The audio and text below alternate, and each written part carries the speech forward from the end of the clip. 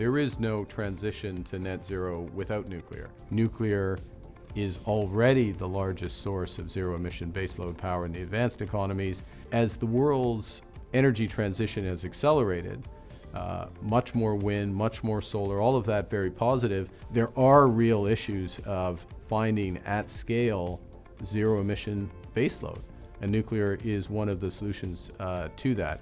Nuclear power, as we know it today, is the only commercially viable solution for providing firm, carbon-free baseload generation. Going forward in nuclear is that it's absolutely essential for decarbonization. And as for the benefits, obviously, of nuclear energy and nuclear electricity, clean, cheap, constant. So this ensures a form of stability which many other fuels don't have. And last but not least, it's baseload. There's nothing out there that's quite like nuclear. I think the market generally is coming to the understanding that wind and solar and batteries, all fantastic, all going to continue to be a very meaningful part of the decarbonization solution. But if you can't pair that with something like nuclear that is clean, firm, able to run around the clock, then they're not going to be able to meet their expansion goals. Westinghouse essentially is a mission-critical company that services the nuclear industry, both for existing plants and new plants. We're delivering systems, components, products, services that are very hard to replicate, and that requires a very strong and long relationship with our customers. Stepping back and looking at Westinghouse as a whole, they're the unquestionable leader in the nuclear space. They have over 2,300 patents across the space. They have 9,000 employees, and 2,500 of those are in highly specialized technical roles. They're also a global company operating in 32 countries. Westinghouse has two legs, essentially. One which is to service and support our customers to service their existing plants, and the second leg is more new build, new plants, new generation, new reactors. The AP1000 is Westinghouse's flagship nuclear reactor technology.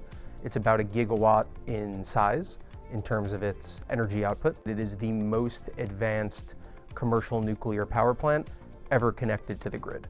The SMR technology that Westinghouse is working on is the AP300. It is basically just a miniaturized version of the AP1000. The eVinci microreactor, very different use case and size profile than the AP1000 and AP300. Think of it as a battery that can operate 24/7, 365 for 8 years minimum, uninterrupted. We are putting in place the continuation of the investments that will enable us to put those innovations into the market. Westinghouse's business plan under Brookfield Renewable Ownership, really the core focus for us is on the company's nuclear fuel and operating plant services businesses. The operating cash flows of Westinghouse are driven by those two businesses.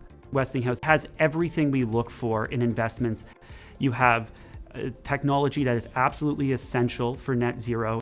You have infrastructure like cash flows that de-risk our downside, but you also have this access to a multi-generational growth opportunity through new plant development. And then finally, it was a business in which Brookfield could bring significant strategic synergies to grow the business. And when we first looked at Westinghouse, it really reminded us of our initial investments in hydroelectric power. For a technology like hydro, it's an absolutely fantastic technology, but it is constrained by natural resources and where you can actually place hydro. Nuclear is a technology that can really step in because there is no limit on its scalability. Brookfield brings to Westinghouse is our exposure to our global leading asset management business.